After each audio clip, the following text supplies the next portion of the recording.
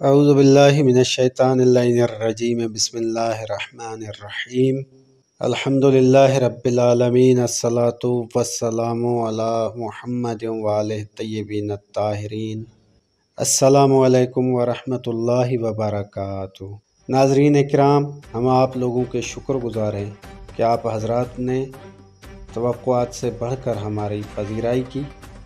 امید ہے آئندہ بھی اسی طرح حوصلہ افزائی کرتے رہیں گے۔ شکریہ۔ فتح کے متعلق علامہ طاہر القادری صاحب کی ایک ویڈیو نظر سے گزری۔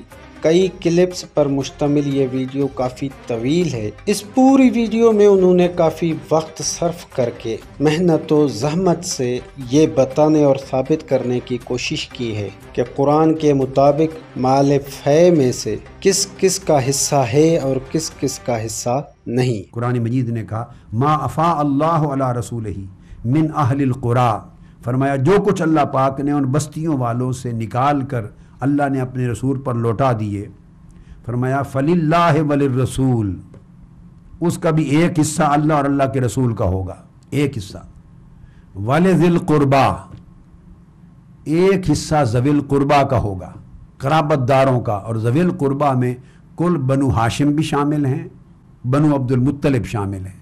قرآن مجید نے صاحبزادی کا نہیں کہا کہ صاحبزادی کا حصہ ہے یا صرف بیٹوں کا حصہ ہے یا بیٹیوں کا حصہ ہے۔ یہاں پر سر پکڑنے کا مقام ہے کہ یہ بھی ہم بتائیں کہ مال فے اور میراث میں فرق ہے۔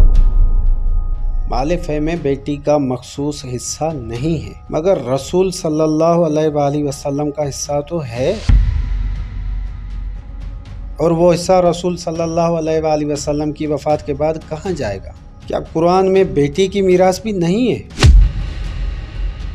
جناب فاطمہ سلام اللہ علیہا مال فے میں سے اپنے بابا صلی اللہ علیہ وآلہ وسلم کے حصے یعنی رسول صلی اللہ علیہ وآلہ وسلم کی چھوڑی ہوئی جائیداد میں سے میراث کا مطالبہ کرتی تھی۔ ملاحظہ ہو صحیح بخاری کتاب فرض الخمس۔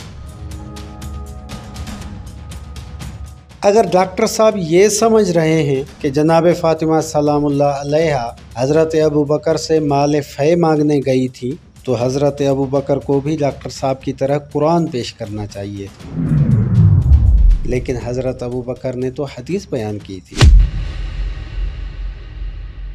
یہ بہت ہی واضح واقعہ ہے کہ رسول صلی اللہ علیہ وآلہ وسلم کی وفات کے بعد جب حضرت ابوبکر مسند خلافت پر بیٹھے تو پورا سسٹم ان کے ہاتھ میں آ گیا۔ اسی طرح رسول صلی اللہ علیہ وآلہ وسلم کی چھوڑی ہوئی جائیداد بھی حضرت ابوبکر کے زیر نظر آ گئی، تو رسول صلی اللہ علیہ وآلہ وسلم کی بیٹی جناب فاطمہ سلام اللہ علیہا نے حضرت ابوبکر سے اپنے بابا صلی اللہ علیہ وآلہ وسلم کی چھوڑی ہوئی جائیداد میں سے اپنے لیے میراث کا مطالبہ کیا۔ تو اس وقت حضرت ابوبکر نے جناب فاطمہ سلام اللہ علیہا کو حدیث بتائی کہ میں نے نبی صلی اللہ علیہ وآلہ وسلم سے سنا ہے کہ ہمارا گروہ انبیاء کا ورثہ تقسیم نہیں ہوتا، ہماری چھوڑی ہوئی جائیداد صدقہ ہے۔ یہاں ایک حقیقت کا ذکر کرنا لازمی ہے کہ انبیاء علیہ السلام دنیاوی جائیداد وغیرہ کے طلبگار نہیں ہوتے تھے، ان کے پاس علم، تقوی، نیکی اور دیگر اچھے معنوی مراتب ہی ہوتے تھے۔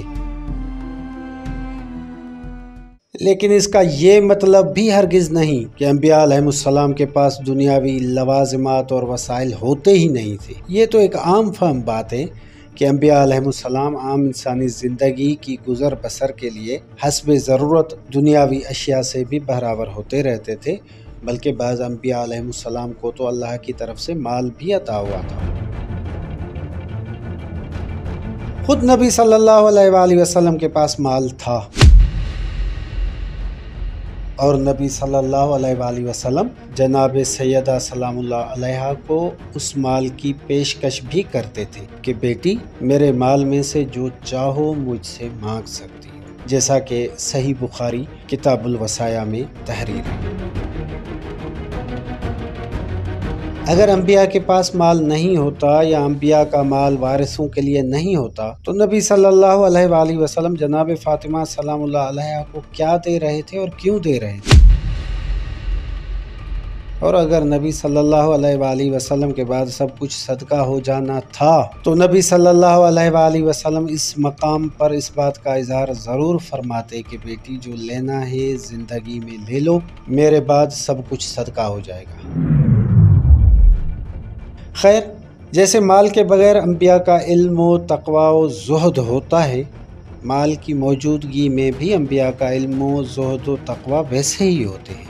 اس کے باوجود اہمیت ان کے مال کی نہیں بلکہ علم و تقوی و زہد کی ہے، کیونکہ نبی کے علم و تقوی اور دیگر معنوی اوصاف پر کبھی بھی مال دنیا اثر انداز نہیں ہوتا۔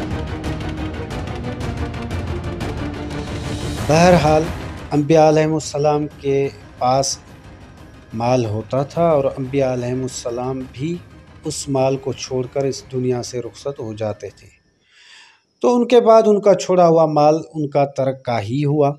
وہ ترکہ کہاں جاتا تھا؟ قرآن میں موجود حضرت زکریا کی یہ دعا دیکھ لیں کہ اے اللہ، میں اپنے بھائی بندوں سے ڈرتا ہوں، میری بیوی بانجھ ہے، مجھے اپنی طرف سے وارث عطا فرما جو میرا اور آل یعقوب کا وارث بنے۔ سورہ مریم آیت نمبر 5 اور 6۔ اب اگر انبیاء علیہ السلام کا ترکہ صرف علم ہوتا تو حضرت زکریا کا بھائی بندوں سے ڈرنے کا کیا مطلب؟ کیا وہ حضرت زکریا کا علم یا پیغمبری لے لیتے؟ اور انبیاء علیہ السلام کا علم و تقوی تو سب کے لیے ہے، خصوصی وارث مانگنے کی کیا ضرورت؟ کیا اولاد ملنے سے نبی زکریا علیہ السلام کا علم صرف اولاد کو ملتا، دوسروں تک نہیں پہنچتا؟ تو حضرت زکریا کی ایک ہی چیز تھی جو غیر محفوظ تھی اور اسے وارث کی ضرورت تھی، وہ تھا حضرت زکریا کا ترکہ یعنی مال، جو وارث کے بعد محفوظ بھی ہو جاتا اور محدود بھی۔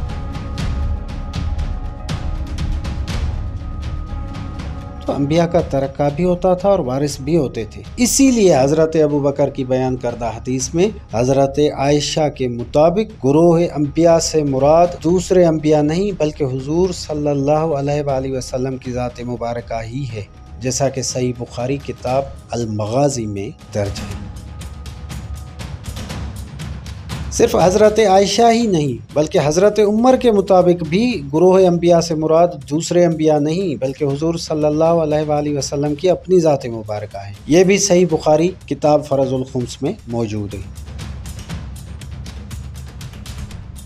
اور علامہ عسقلانی نے بھی صحیح بخاری کی شرح فتح الباری کتاب الفرائض میں واضح طور پر لکھ دیا کہ حضرت عمر کے قول سے اس بات کی تائید ہوتی ہے کہ یہ حضور صلی اللہ علیہ وآلہ وسلم کی خاصیت ہے۔ تو حضرت آدم علیہ السلام سے لے کر قیامت تک صرف اور صرف نبی صلی اللہ علیہ وآلہ وسلم کی ذات ہی ہے جن کی چھوڑی ہوئی جائیداد کا کوئی وارث نہیں ہوا بلکہ چھوڑی ہوئی جائیداد صدقہ ہو گئی، لہٰذا یہ ہمارے نبی صلی اللہ علیہ وآلہ وسلم کی خاصیت ہے۔ اس مقام پر یہ حقائق بھی سامنے رکھنے چاہیے۔ نبی صلی اللہ علیہ وآلہ وسلم کی یہ خاصیت نبی صلی اللہ علیہ وآلہ وسلم کی وفات کے بعد بیان کی۔ نبی صلی اللہ علیہ وآلہ وسلم کی یہ خاصیت جائیداد کے اختلاف کے دوران بیان ہوئی۔ نبی صلی اللہ علیہ وآلہ وسلم کی یہ خاصیت کسی غیر جانبدار تیسرے آدمی یا تھرڈ پارٹی نے بیان نہیں کی تھی بلکہ جن دو فریقین میں جائیداد کا اختلاف تھا انہی میں سے ایک فریق نے بیان کی۔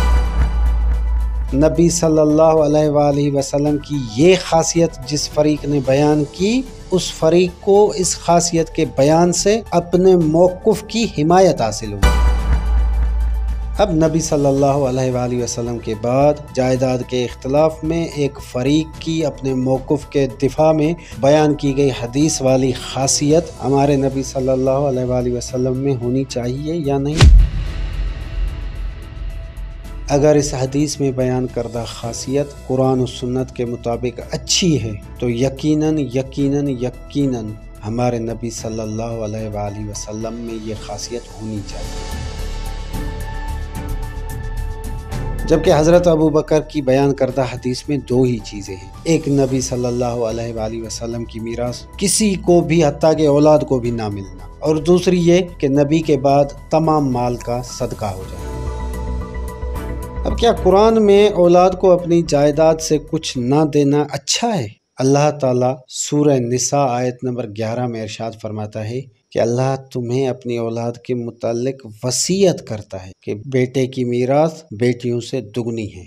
इसी तरह अल्लाह ताला सूरह निसा आयत नंबर 33 में इरशाद फरमाता है कि जो माल माँ बाप और रिश्तेदार छोड़ कर मरे वो हकदारों में तकसीम कर दो, कि हमने हर एक के हकदार मुकर्रर कर दिए हैं। कुरान के मुताबिक औलाद को कुछ ना देना अच्छा नहीं है, बल्कि औलाद को अल्लाह के मुकर्रर करदा हुकूक देना अच्छा है।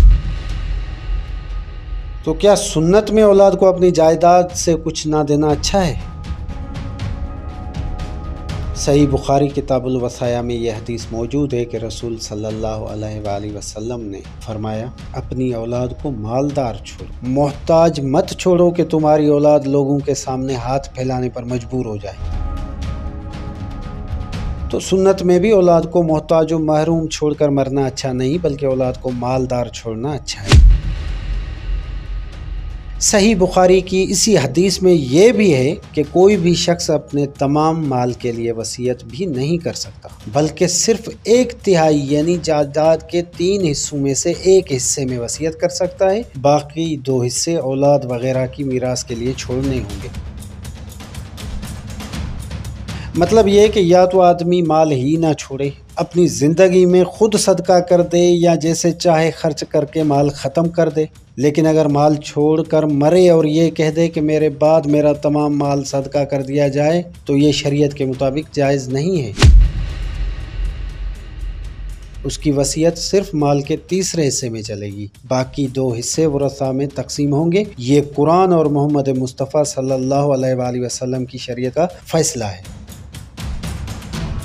तो शरीयत में मरने के बाद सारा माल सदका करना भी अच्छा नहीं, बल्कि औलाद के लिए 2 हिस्से छोड़ना अच्छा है।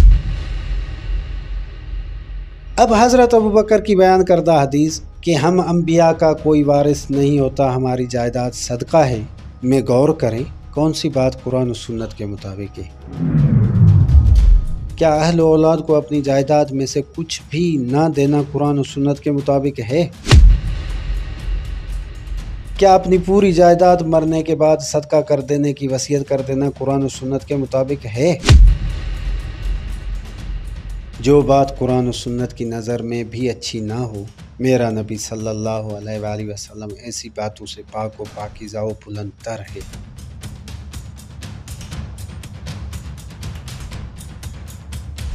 मेरे आका सल्लल्लाहु अलैहि वसल्लम में ऐसी बात कैसे हो सकती है जो कुरान के मुखालिफ हो? मेरे नबी सल्लल्लाहु अलैहि वसल्लम में ऐसी बात कैसे हो सकती है जो ख़ुद नबी सल्लल्लाहु अलैहि वसल्लम की शरीयत के मुखालिफ हो? मेरे सरकार सल्लल्लाहु अलैहि वसल्लम में ऐसी बात कैसे हो सकती है जो नबी सल्लल्लाहु अलैहि वसल्लम की ज़िंदगी में देखी ना सुनी गई हो? मेरे हुजूर सल्लल्लाहु अलैहि वसल्लम में ऐसी बात कैसे हो सकती है जो अज़वाज, खलीफा और आम मुसलमानों को तो मालदार कर दे, मगर नबी सल्लल्लाहु अलैहि वसल्लम की औलाद को यकसर महरूम कर दे। अब सवाल ये है कि अगर ये खासियत हमारे नबी सल्लल्लाहु अलैहि वसल्लम की नहीं है, तो इस खासियत को बयान करने वाली हदीस नबी सल्लल्लाहु अलैहि वसल्लम की कैसे हो सकती है?